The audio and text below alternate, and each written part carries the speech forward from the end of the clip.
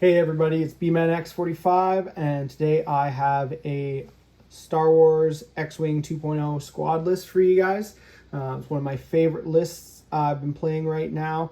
I'm trying to find a way to make it really nice and competitive, a really great ship build.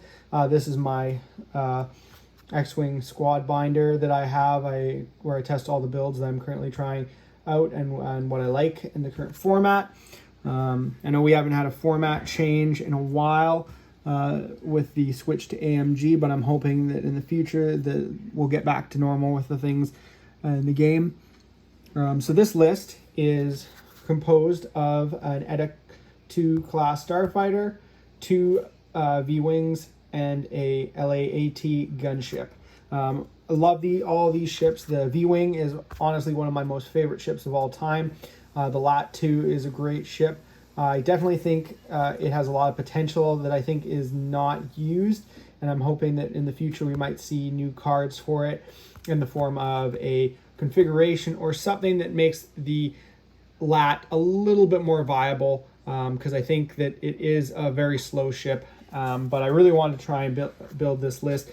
In X-Wing 1.0 from X-Wing 2.0, a lot of changes happened, especially with the amount of ships you could field in a list.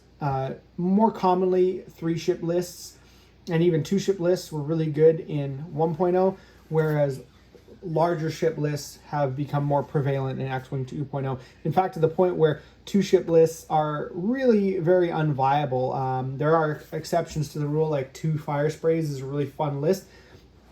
Even sometimes 3-ship lists are very unviable as well, due to the fact that you have lots of swarming in 2.0. They kind of reined in the bomb and missile ship lists with the changeover to 2.0 and the different cards and different abilities, which allowed swarms to become more prevalent. And it's really hard playing a game when you're playing against 6 to 8 ships.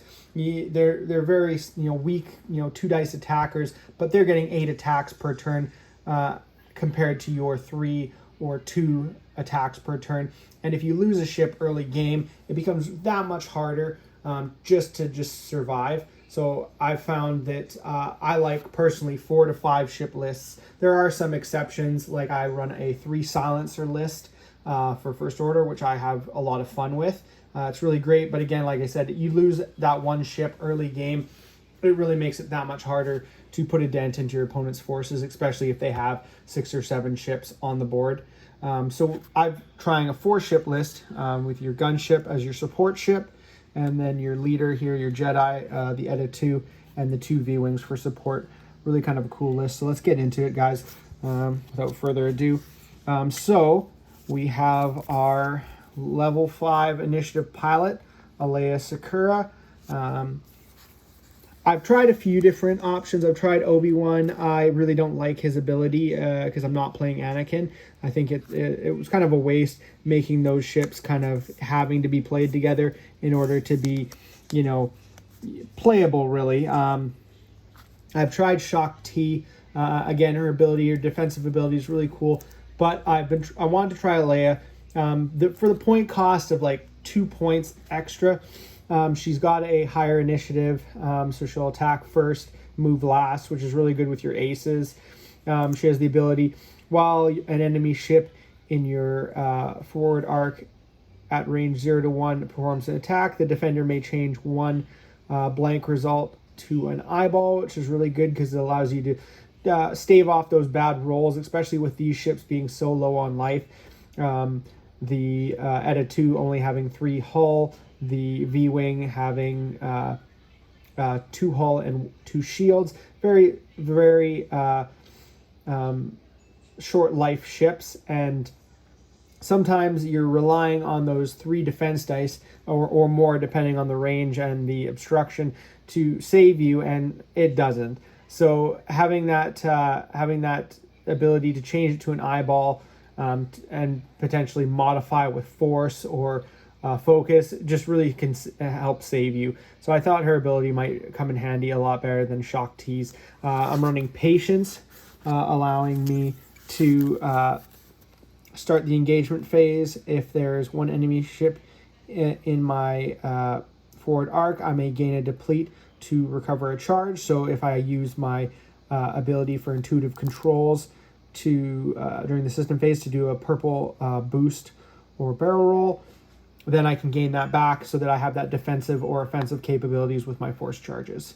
And the nice thing is with another card in the list we'll get to is it makes it so that that deplete token isn't a super a hindrance to me.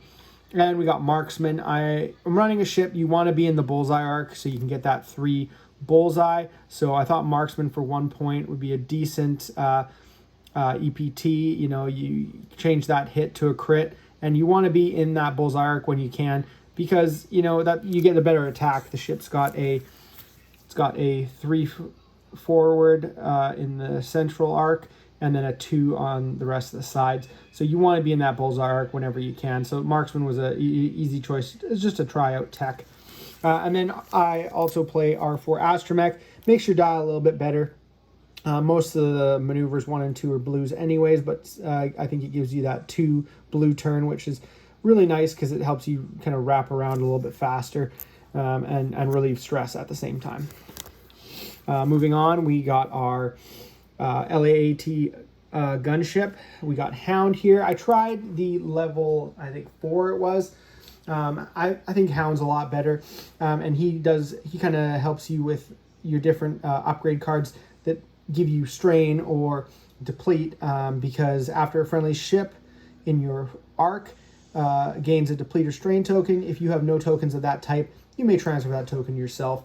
Really great ability. Again, my patience goes off, and then you get that deplete token. Hound doesn't have one. You can transfer it to him. Same with other abilities that gain strain. I have Wolf Pack on him, which we'll go through in a minute. So really great, and he's not really an attacker. You're not hoping to do really great damage with him.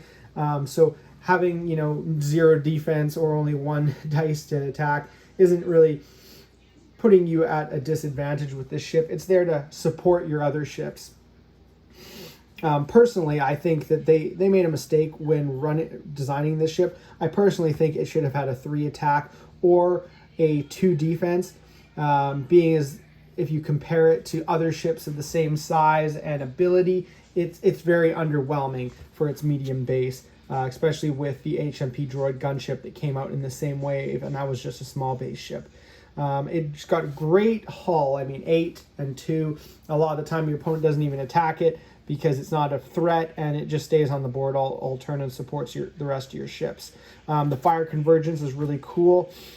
Being able to make it so that you don't need to spend your target locks, especially because there's other cards in this build that you want to spend your target locks for, not actually to reroll. But if you have a non-turret attack from one of your friendly ships, and that ship is in your, and the defender is in your turret arc, you may spend 1 charge if you do the attacker rerolls up to 2 dice. So you can lend a reroll to your ace ships, which is really great. So we're moving on to his crew / gunner cards. I'm trying out Ghost Company. I was trying out Yoda. Didn't really like it. Didn't really feel like it was the ability to coordinate was doing an amazing amount in this list. So anyways, after you perform a primary attack, if you're focused, you may perform a turret attack against a ship you have not attacked this round as a bonus attack. So just giving him the ability to do that, as well as the ability to have that white rotate into the red focus, allowing him to make himself a little bit better, turn your, because it kind of sucks when you have to turn your turret arc, but you can't do anything else. So being able to get that red focus and make himself a little bit better is a decent option. I thought I'd give it a try out. And then Wolf Pack, which I feel is like a staple on this ship. After a friendly ship at range 0 to 3 defends, if the attacker is in your firing arc, the defender may gain 1 strain token to acquire a lock on the attacker. So I think that's really great because it allows you to pass around target locks, and then right before a lower pilot would get an attack, as well as you can pass that strain onto Hound with his ability. So that's really great too. So Wolfpack, I really like that one. And then moving on to our V-Wings on the other side. I have Contrail, the level 5.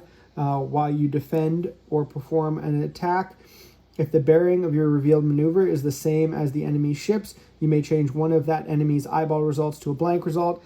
I was playing Click, but I was finding that I was never getting off his range bonus ability, so I thought I would give Contrail a try.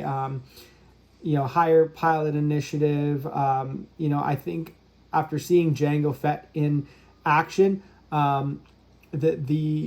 that whole bearing and stuff like that, those abilities do come up, and I think I just wanted to, try to see how well that works with it, as well as having that higher pilot initiative. I feel like the V-Wing is a really great ship, but I feel like with that red barrel roll, you have to play expert handling on these ships. Just having an ace not be able to barrel roll non-stressfully is kind of weird. The boost into a target lock is amazing. The stats on this ship I feel are really good, since it's like a TIE fighter basically. And I really definitely do think that expert handling is a must staple card if you have the points and you're running certain V-Wing ships. So I have that on both my V-Wings, as well as I have the precision ion engines there. Before you execute a 1-3 speed Calorian turn maneuver, you may spend 1 charge. It has 2 charges, so you can do it twice per game. That maneuver is treated as a Signor's loop, either right or left instead. This one's really cool because you get to choose your Signor's loop direction when you do it. You don't have to choose it before you reveal the maneuver. So you choose your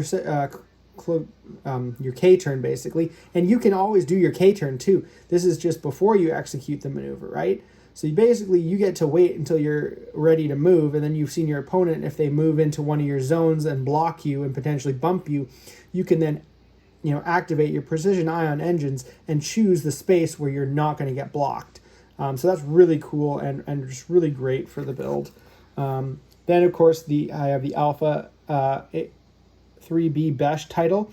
Allows you to spend your lock to change one of your blank or eyeball results to hit. And that's why with Fire Convergence on Hound, you don't have to really worry too much about using your target locks, because you use him as your target locks, and then you spend your target locks for the Alpha 3 Besh title. So that's really cool. And then of course I have Wilf Tarkin as my other pilot. He is really good at giving you target locks too. During the system phase, you may choose an object that you have locked at range 1-3. Another friendly ship at range 1-3 may acquire a lock on that object. So he kind of passes out target locks at the beginning of the turn, which is why I pretty much play the exact same upgrade cards on him as I do the other V-Wing pilot, with the exception that I also play an R3 Astromech to give him that second lock. That way he can target 2 guys every turn.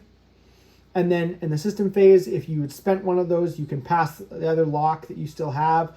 Or if you have both locks still, you can choose which, target is more pressing and pass a lock to another friendly ship and just give you a better all-around, firing solution for that turn.